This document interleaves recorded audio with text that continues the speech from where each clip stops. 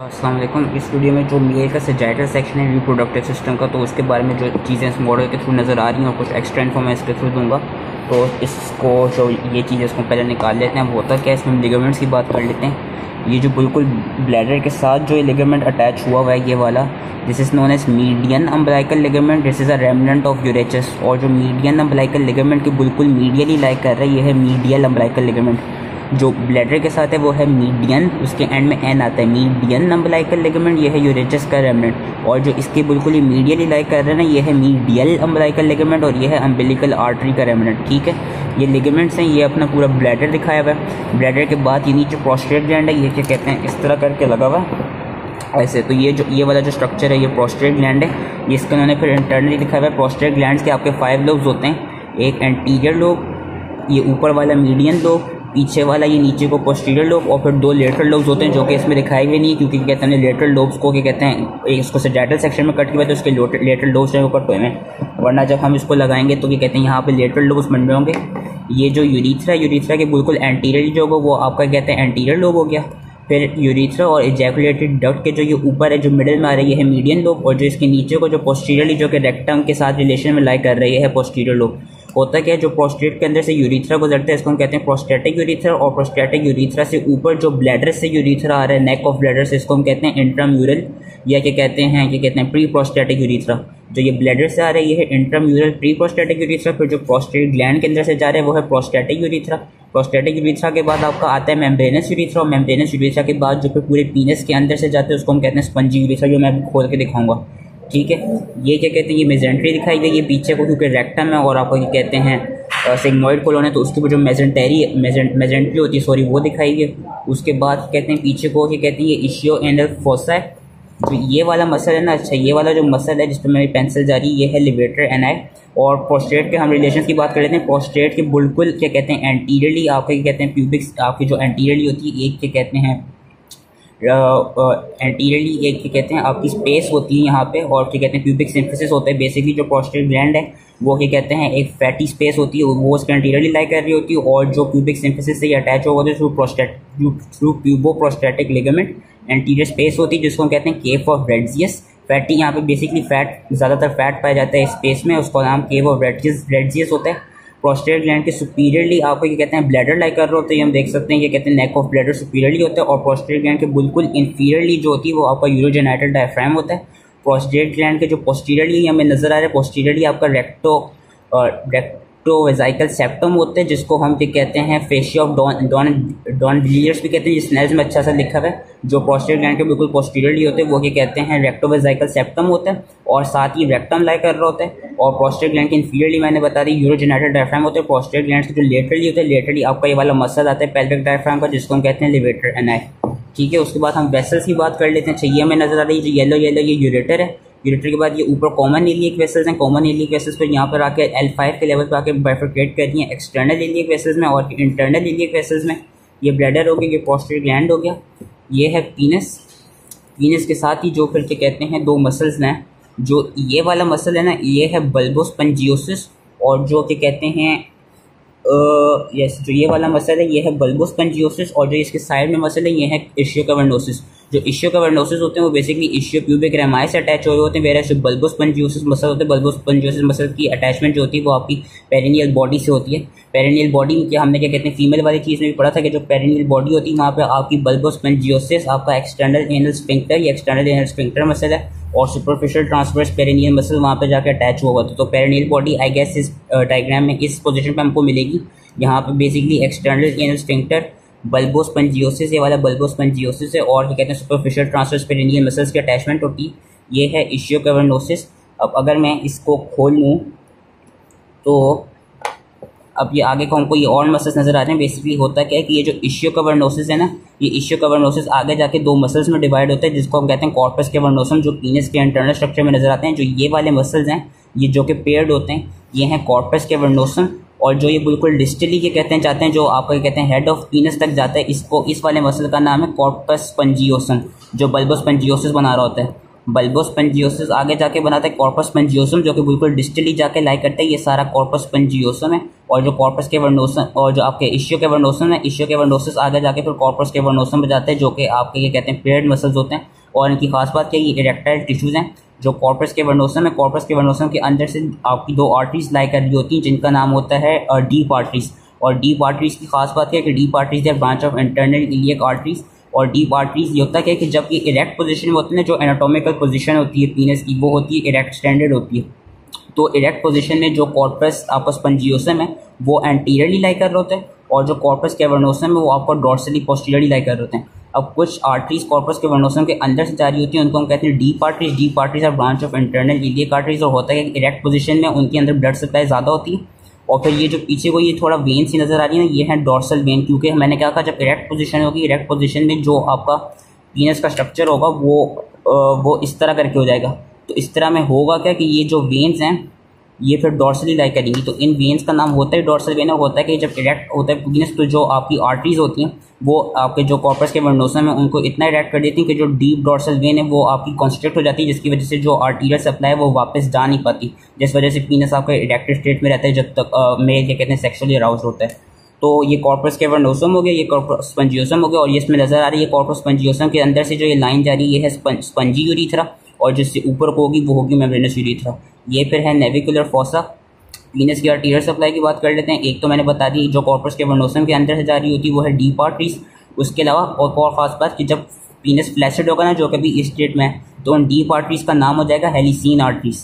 जब फ्लैसिड होते हैं पीनस तो उनको हम कहते हैं हेलिसीन आर्टरीज, वगैरह जब वो इरेक्ट हो जाते हैं तो हम उनको कहते हैं डीप आर्टरीज। उसके अलावा जो बल्ब है वहाँ पे आर्टरी ऑफ बल्ब क्या कहते हैं सप्लाई करती है, और आपको क्या कहते हैं कुछ जो इसका फेशिया है उधर डॉर्सल आर्टरी सप्लाई करती है। Dorsal arteries artery of bulb of penis and deep arteries, they all are branch of internal iliac. इसी के साथ साथ यहाँ पे जो पीनस को नर्व सप्लाई करती है वो होती है डॉर्सल नर्व ऑफ पीनस, जो कि आपका क्या कहते हैं डॉर्सल नर्व ऑफ पीनस जो है वो ब्रांच होती है पोडेंडल नर्व की। एंड जो वेन्स होती है यहाँ पे डॉर्सल वेन ही होती है, जो कि फिर आगे जाके प्रोस्टेटिक वीनस प्लेक्सिस में जाकर ड्रेन करती है। ठीक हो गया, ये हो गई। उसके बाद ही कहते हैं ये था पीनस, ये मैंने मसल बता दी, फिर से मैं रिवाइज करा रहा हूँ। जो ये वाला थी ये है इश्यो कैवर्नोसिस, ये था बल्बस स्पंजियोसिस, ये था एक्सटर्नल एनस स्फिंक्टर, ये था लिवेटर एनाई। अच्छा, ये था प्रोस्टेट ग्लैंड। प्रोस्टेट ग्लैंड के मैंने रिलेशंस बता दिए थे, फिर से रिवाइज करते हैं। एंटीरियरली थी एंटीरियरली एक फैटी स्पेस थी जिसको हम केव ऑफ रेडसिस भी कहते हैं, और क्या कहते हैं प्यूबोप्रोस्टैटिक लिगामेंट होता है। पोस्टीरियरली आपका रेक्टम था एंड रेक्टोवेसिकल सेप्टम था। सुपीरियरली क्या कहते हैं नेक ऑफ ब्लैडर थी। इंफीरियरली जो यूरोजेनिटल डायफ्राम है वो था, और लेटरली आपका लिवेटर एनाई मसल्स लाई कर रहे होते हैं। जो पोस्टेट की ब्लड सप्लाई वो होती है inferior vesical and middle rectal arteries, they are also branch of internal iliac arteries. तो ये याद रखिए कि प्रोस्टेट की जो ब्लड सप्लाई है वो मिडल रेक्टल और ब्लड सप्लाई जो वो इंफीरियर वेसिकल और मिडल रेक्टल है, which are branch of internal iliac arteries. ये मैंने बता दिए थे। ये था प्री इंट्राम्यूरल यूरिथ्रा, ये था प्रोस्टेटिक यूरिथ्रा, आगे जाके मेम्ब्रेनस यूरिथ्रा होगा। फिर जो ये सारा ये स्पंजी यूरिथ्रा। अब हम टेस्टिस की बात कर लेते हैं। ये आपकी जो वाइट पैड है ये है टेस्टिस, और जो फिर ये येलो है दिस इज एपिडिडिमस। एपिडिडिमस की this is head body tail. होता है कि ये किसकी तरह लाइक करती है, आपकी स्क्रोटम की तरह लाइक करती है। स्क्रोटम बेसिकली आउट पाउचिंग होती है स्किन की, और ये होता है कि क्योंकि जो आपका स्पर्मेटोजेनेसिस है उसके लिए जो ऑप्टिमम टेम्परेचर होते हैं वो आपके बॉडी के टेम्परेचर से 2 to 3 डिग्रीज लोअर होना चाहिए। इसलिए टेस्टिस हैं वो आपके टेस्टिस की मजे टेस्टिस आपके जो बनती है वो बनती एब्डोमेन में ही, लेकिन फिर बाद में डिसेंड कर जाती है नीचे, ताकि स्पर्मेटोजेनेसिस का जो फंक्शन है वो एक्टिवली सही से हो सके, क्योंकि यहाँ पे जो इन्वायरमेंट होगी वो कंपेयर टू एब्डोमेन थोड़ी लेस हीटेड होगी, मतलब 1 to 2 डिग्री कूल होगी। तो इसमें बस जो एक चीज़ याद रखनी है ना, जो इसके फेशियल और जिसकी कवरिंग होती है वो याद रखनी है, क्योंकि जो एब्डोमिनल फेशिया है वो फिर नीचे जाके स्क्रोटम का क्या कहते हैं एक तरह से फेशिया बना रहा होता है। तो ये जो मैं अभी चीज़ बताऊँगा उसको याद रख लेना है। होता क्या है कि जो स्क्रोटम है उसकी जो पहली कवरिंग होती है वो होती है स्किन के बाद नीचे जाके एक मसल आता है जिसको हम कहते हैं डार्टोस मसल। डार्टोस मसल की क्या खास बात है कि जो डार्टोस मसल है वो बेसिकली आपका क्या कहते हैं जो ऊपर एब्डोमेन में सुपरफिशियल फैटी लेयर थी जिसको हम स्कार्पा फेशिया कहते थे। स्कार्पा फेशिया से जो डिराइव होते हैं वो होता है डार्टोस मसल। डार्टोस मसल के बाद इसमें आता है external spermatic fascia. External spermatic fascia कहाँ से डिराइव है, वो हुआ एक्सटर्नल ओब्लिक मसल के फेशिया से। एक्सटर्नल ओब्लिक जो कि एब्डोमेन में लाई कर रहा था। फिर जो इंटरनल ओब्लिक मसल है जो कि एब्डोमेन में लाई कर रहा था उसके फेशिया से निकलता है आपका क्रीमेस्टेरिक मसल या क्रीमेस्टेरिक फेशिया। उसके बाद जो ऊपर हमने पढ़ा था एब्डोमेन में ट्रांसवर्सस एब्डोमिनल मसल जो होते हैं, ट्रांसवर्सस एब्डोमिनस कोई चीज़ स्क्रोटम में नहीं बनाता, ये चीज़ याद रखनी। एक्सटर्नल ओब्लिक से बना एक्सटर्नल स्पर्मेटिक फेशिया।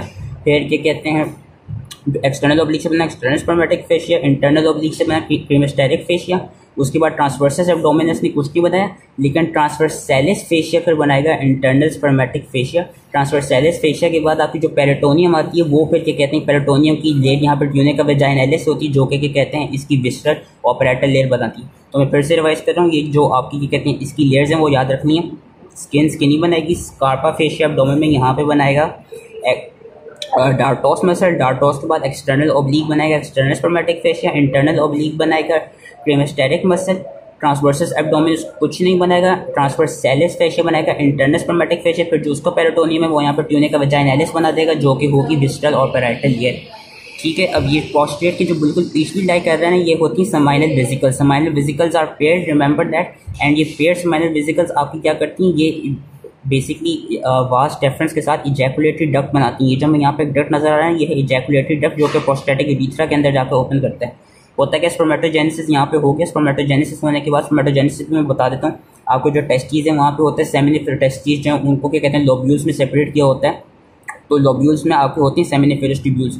अब ये और पाथवे याद रखना है, होता है कि सेमिनिफेरस ट्यूब्यूल्स से जो आपके स्पर्म्स हैं वो जाते हैं स्ट्रेट ट्यूब्यूल्स में, स्ट्रेट ट्यूब्यूल्स में वो जाते हैं आपके रेटी टेस्टीज में, रेटी टेस्टीज से फिर वो जाते हैं इफ्रंट डक्ट्यूल्स में, इफ्रंट डक्ट्यूल्स से जाके देन इफ्रंट डक्ट्यूल्स से फिर वो जाते हैं एपिडिडिमस में, एपिडिडिमस में हेड बॉडी टेल, ये एपिडिडिमस है, हेड बॉडी टेल से फिर वो जाते हैं वास्ट डिफरेंस में, वास्ट डिफरेंस से जिस तरह वो जाते हैं एक पूरी कॉर्ड सी होती है स्पर्मेटिक कॉर्ड जिसका नाम होते हैं, और ये इन्होंने यहाँ पे दिखाई गई, ये जो यहाँ पे कॉर्ड है ना ये है स्पर्मेटिक कॉर्ड। जो वास्ट डिफरेंस है वो है स्पर्मेटिक कॉर्ड का कंटेंट है। और स्पर्मेटिक कॉर्ड के और कंटेंट्स की बात कर लेते हैं। ये जो हमें नजर आ रहे हैं दो, ये basically pampiniform venous plexus, pampiniform venous plexus है। ये दो वेन्स हैं टेस्टिकुलर वेन्स जो कि पेम्पेनिफॉर्म वीनस प्लेक्सिस बना रही।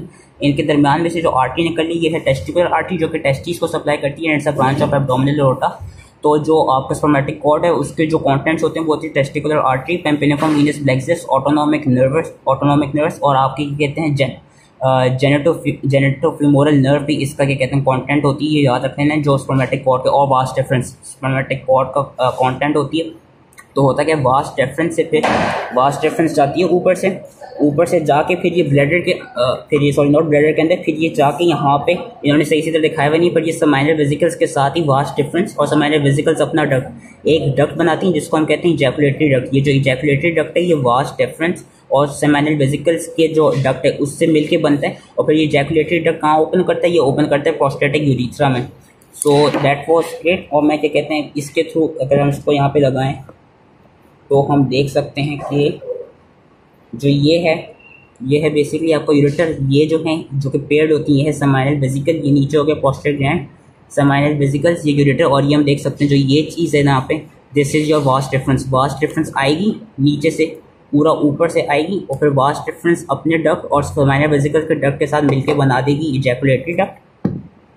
बाकी इन्होंने फिर यस इस पे इन्होंने जो यहाँ पे तो ऐसे करके दिखा देते हैं, जो इन्होंने यहाँ पे ये दिखाया हुआ है जो ये है जो ये चीज़ है ये है इंग्वाइनल कैनाल, और जो ये है फीमोरल कैनाल।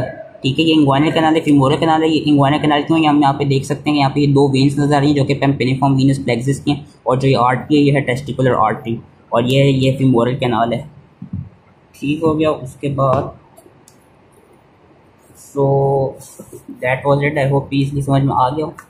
एंड ये पीनस का इस तरह करके मॉडल था, इसके इंटरनली मैंने समझा दिया। ये टेस्टीज हो गई, एक्सटर्नल एनल स्फिंक्टर हो गया, ये फिर क्या कहते हैं जो प्रोस्टेट के रिलेशंस हैं वो याद रखते हैं, ये ब्लैडर हो गया, ये जो है ये यूरेटर नज़र आ रहा है, और जो ये है आप ये कहते हैं spermatic cord. Again spermatic cord भी पेयर्ड होंगी, वास्ट डिफरेंस भी पेयर्ड होंगी, समाइनल वेसिकल्स भी पेयर्ड होंगे, इजैकुलेटरी और जो इजैकुलेटरी डक्ट हैं वो भी पेयर्ड होंगे। लेकिन जो प्रोस्टेटिक ग्लैंड है वो एक ही होगा, प्रोस्टेटिक यूरेथ्रा के अंदर जाकर ओपन करेंगे, और फिर प्रोस्टेटिक यूरेथ्रा से वो जाएंगे मेम्ब्रेनस यूरेथ्रा में, मेम्ब्रेनस यूरेथ्रा से वो जाएंगे आपका कहते हैं स्पंजी यूरेथ्रा में। So that was it. I hope easily समझ में आ गया हो। एंड ये दो लिगामेंट्स फिर से बता देता हूँ, ये था median umbilical ligament which was a remnant of urachus, और ये वाला जो था ये था medial umbilical ligament which was the remnant of umbilical artery. So that was it and thank you.